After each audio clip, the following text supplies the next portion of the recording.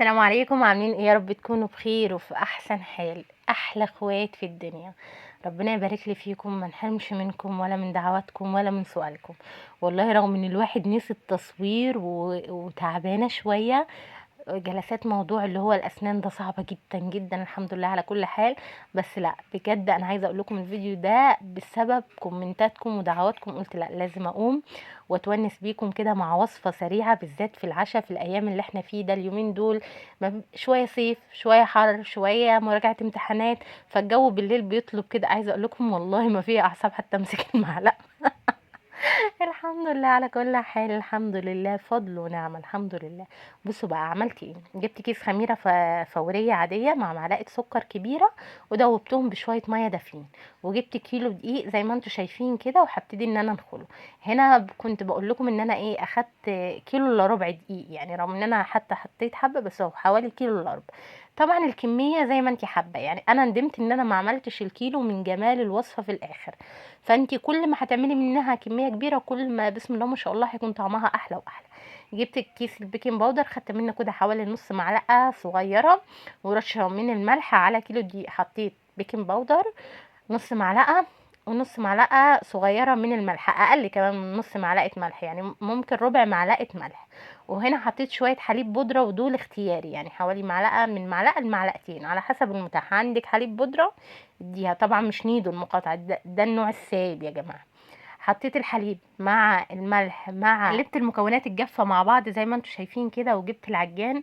هو العجان حلو ومش حلو، او مش عارفه، يمكن العيب مني.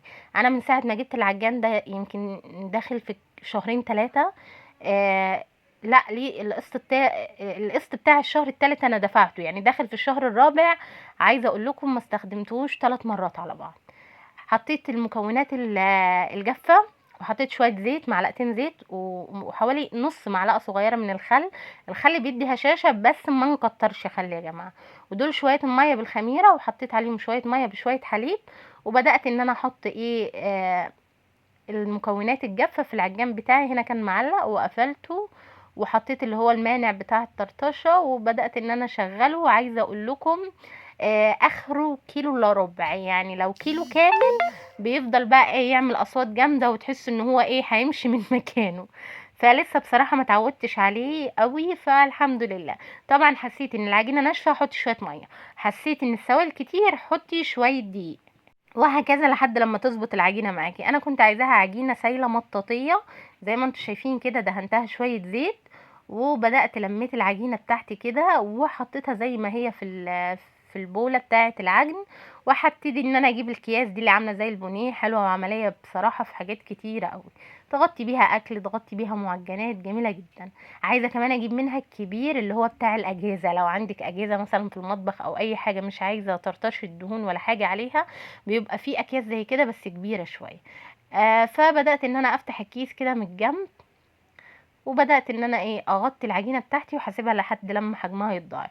هنا زي ما قلت لكم لو تلاحظوا في ايد كده في النص. انا نسيت موضوع التصوير، فجيت لقيتها حجمها اتضاعف، فعلى طول ايدي بوكس كده محترم في العجين. فبعدين رحت شغلت الكاميرا بعد ايه ما نزلت ايدي في العجين. قلت اكمل الخطوات، قلت الحمد لله ان انا افتكرت جت على كده ان احنا بس ايه فضينا الهوا الزياده، يعني ما كملناش بقى الوصفه من غير تصوير. هبتدي ان انا ارش شويه زيت البخاخ ده، فظيع فظيع فظيع. بيوفر في الزيت عارفين ان احنا بنرش انا برش على المعجنات بيه، انا كبسمه برش على المعجنات بيه. بدهن الصواني بيه بدل الفرشه في ايدك عملي. لو شويه بتنجان شويه بطاطس، بحس لا ان ازازه الزيت من ساعه ما بقيت احطها في الرشاش ده فيها بركه شويه. زي ما انتم شايفين كده جبت العجين بتاعي، قطعته كور طبعا على حسب عدد اسرتك. انا عملت 5 وحدات والباقي عملتهم حلو. فانت عايزه تعملي كور كبيره كور صغيره يرجع لك انت. بصوا بقى اختكم تعبانه في اي شكل عشوائي كده، وان الله يحب المحسنين. طبعا نسينا اهم حاجه، نسينا نسمي الله ونصلي على الحبيب المصطفى. اللهم صل وسلم وبارك على سيدنا محمد وعلى اله وصحبه وسلم تسليما كثيرا. كله يصلي على النبي ويدوس لايك للفيديو. عملتها كده زي فكرة المناقيش. طبعا اعمليها بالشكل اللي انت عايزاه، الشكل اللي هو عامل زي المركب كده، او ان انت تعمليها مدورة زي ما انت حابة. بدأت ان انا اعملها بس حسيت ان حاجة العجينة كبير. والصينيه لا مش هتشيل 3، فخليتهم 2 زي ما انتم شايفين كده. وظبطت العجين بتاعي وقفلته في الجنب اهو، ولا مردانه ولا اي حاجه. وعملت الشكل العشوائي ده. لايك الفيديو بقى، شجعونا بشويه لايكات كده. القناه الريتش بتاعها وقع خالص بسبب الشهر اللي غبته، فالحمد لله. بصوا اهم حاجه الصحه. وبجد متشكره جدا. ومش كل الرزق فلوس يا جماعه، لا الرزق ناس محترمه زيكم، اخوات وصحاب. كفايه دعوتكم اللي بظهر الغيب، وكفايه الناس اللي كل شويه تدخل تطمن عليا. بجد ربنا ما يحرمني منكم. هنا زي ما انتم شايفين ده جبنه كيري سايبه عادي. عارفين الجبنه اللي في التلاجة بتاعتنا العاديه؟ جبت شويه جبنه ودهنت بيهم المعجنات بتاعتي. احنا بنحبها بالجبنه اكتر، في ناس بتحب ان هي تعمل لها زعتر بزيت زيتون. بصوا للامانه هو موضوع الزعتر حلو وكل حاجه، بس هي اذواق. انا والبنات عندي وزوجي بحب اللي هي بالجبنه اكتر. بصوا بقى حته العجينه اللي فاضله دي انا قلت هعمل منها حلو. عارفين ايه اللي في الكوبايه دي؟ عارفين الصوص بتاع الشوكولاته اللي بنعمله للكيكه؟ عارفين الكيكه بتاعه الخلاط اللي بنحط في الاول شويه زيت وشويه سكر وشويه حليب وشويه كاكاو وفانيليا، ونضربهم وناخد منهم كوبايه نحطها على جنب، وبعدين نضرب بقى ايه بيض في الخلاط ودقيق، وبعدين ناخد الكوبايه دي نسقي بيها الكيك بتاعتنا الرغي ده كل. عارفين الفكره دي ايه؟ هي دي الكوبايه دي بتاعت صوص الشوكولاته. بس انا لما جيت اعمل صوص الشوكولاته رميت معاه وحدتين موز. عايزه اقول لكم وحدتين الموز لما يستوي ارميه مع صوص الشوكولاته، ده بيخلي الكيكه والصوص في حته تانية. وجبت العجين ودهنتهم كده بشويه من الصوص وقفلتهم. طبعا جبت الازازه بتاعتي السبراي برفان يا جماعه، زي ما بقول لكم برش عليه فوق المعجنات وفي الصواني وفي كله. وكان عندي شويه شربات في التلاجة، رحت ايه رشه كده شويه شربات. وزي ما اقول لكم والله التصوير كان ظالم الاكل بتاعنا النهارده. شويه عشا كده، عشوه على السريع مع طبق خيار عالميه، والله والله زي اللي بتتباع في المحلات السوري واجمل. والله وبدون مبالغة كانت عجباهم بشكل رهيب.